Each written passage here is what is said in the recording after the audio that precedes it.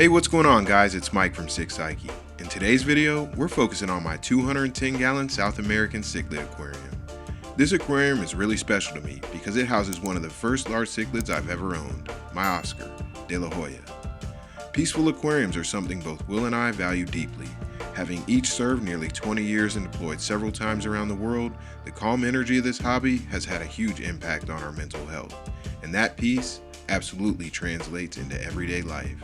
So when we're planning aquariums and researching fish, we look at things like tank size, water parameters, and diet.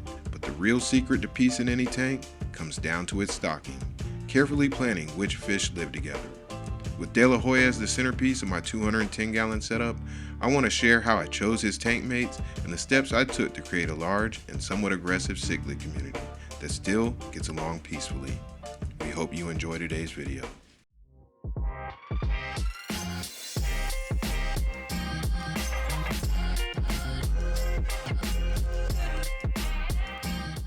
When I first got into the hobby about 3 years ago, like a lot of new fish keepers, I got off to a very rough start. I had no understanding of the cycle, lost an entire tank to acre velvet, and nearly gave up on the hobby as a whole. Combine that with the fact that I was just buying fish because they look cool, I was not setting myself up for success. That's when I decided to get on YouTube and found channels like Cichlid Bros, KG Tropicals, and Kaveman Aquatics. And to be quite honest, these channels and the information they provided are what kept me in the hobby today. John, Lisa, and Kevin do an amazing job of explaining the cycle, filter maintenance, and good practices for beginners. And if you're new to fish keeping, I'd highly recommend checking them out. But the videos I enjoyed most were the Cichlid Bros tank mate videos, especially because one of my first large cichlids was my Oscar, De La Hoya. After keeping a couple 55-gallon tanks, one with Mbuna and another with Severums and one electric blue Texas cichlid, my confidence grew enough to get my very first 125-gallon aquarium. And to stock it, I just picked every single South and Central American cichlid that I love from certain videos I've seen on YouTube. No real coherent plan, just aggressive cichlids that I assumed would cohabitate peacefully, which for the most part they did, in the beginning. I was buying tons of fish at the 2 to 3 inch range, with no real long-term plan, hoping that as they grew out, and because they grew up together, I'd enjoy an enduring peace.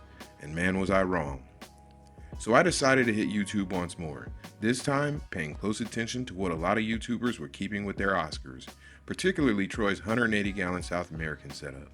In that aquarium, he had one electric blue Acara, some Waru cichlids, some Severums, a Bala shark, and some Geophagus species. And the piece that I saw in that aquarium was exactly what I was looking for. We recently did a video together that you can check out on their channel, where I mentioned to Troy just how similar my 210 was to his 500-gallon plywood tank. And the fact that they're so similar was no accident. So let's get into the cichlids that I chose and the process that I took to get this aquarium where it is today. With the Oscar being my very first large cichlid, and with its rapid growth in size, I knew the 125-gallon aquarium in my military room was not going to be enough space if I wanted to keep him with other fairly large cichlids. So I decided to put together a stocking list with the ultimate goal of building a 210-gallon South American cichlid tank. The Oscar was going to be the centerpiece fish of this stocking, and having seen the success that Troy had in his 180 with Severums and Geos, I knew that was going to be a safe route. In one of my very first 55-gallon aquariums, I'd had a trio of Severums, one red tiger Severum and 2 yellow Severums.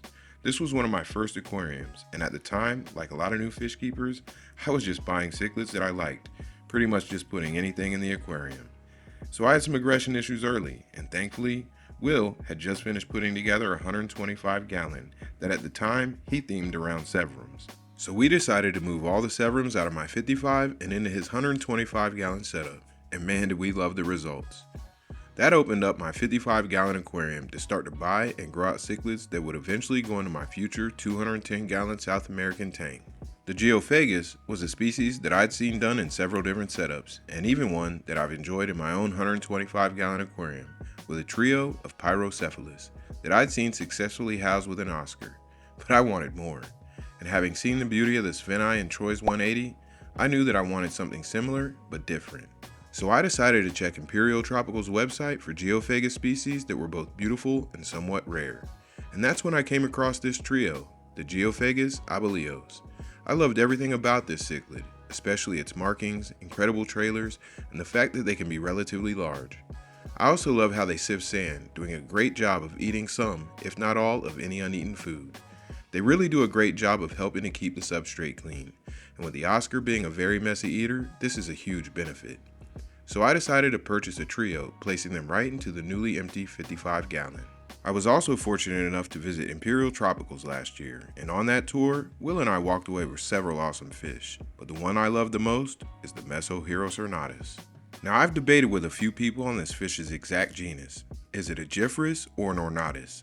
And to dispel any debate, and when I talk about this cichlid, I just refer to it as what it was advertised when I bought it. So if it's a Gyphorus, I apologize. When I did Google search this cichlid, I loved seeing its potential as an adult. Very colorful and vibrant, and when it came to size and disposition, it'd eventually be perfect to house with an Oscar.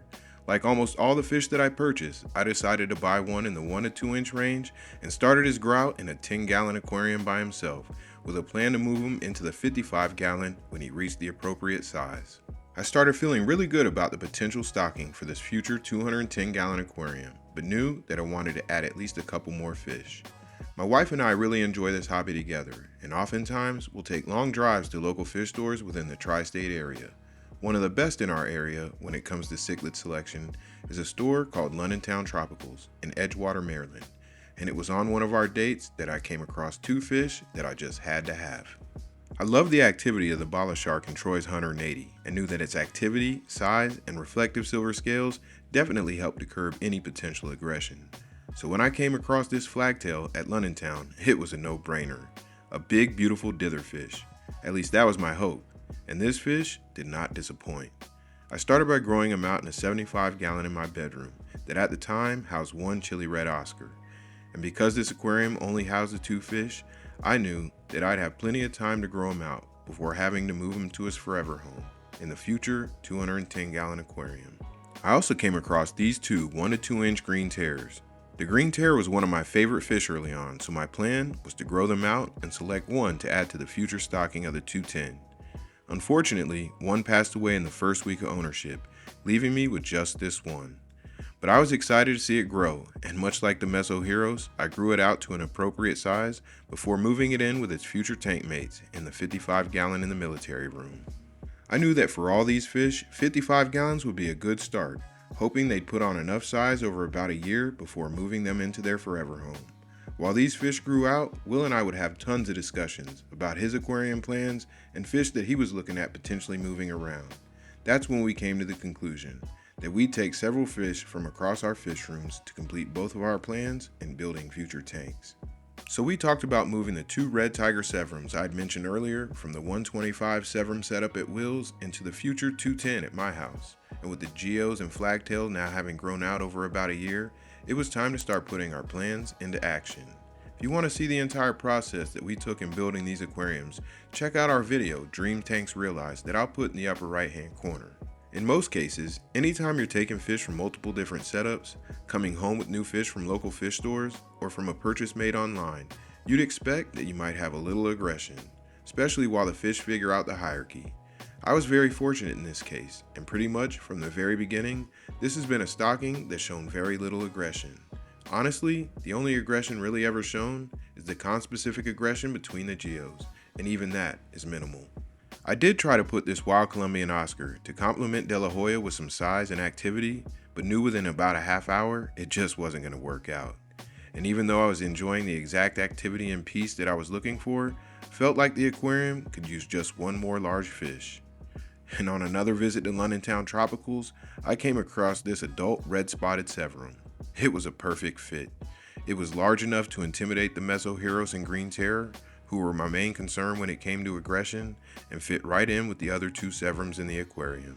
This 210 gallon is by far one of my favorite aquariums. It took a lot of thought, planning, and patience, and it's always nice to see a plan come together as seamlessly as this one did. It is also a stocking that can be scaled down to something like 125 for those who may not have space for a 210. For example, if I were to try and keep a similar setup in a 125, I consider the Oscar as the centerpiece with a few geophagus and 1 severum as opposed to the 3. Instead of a flagtail or bala shark, if you're wanting to add some dithers, you could add a few silver dollars or maybe tinfoil barbs. Well, That takes us through the entire plan and thought process that helped me build this 210-gallon South American setup. If this was a video that you enjoyed, please let us know in the comment section, and Will and I can talk about our experience building some of our other large and aggressive setups. We hope that you all enjoyed today's video.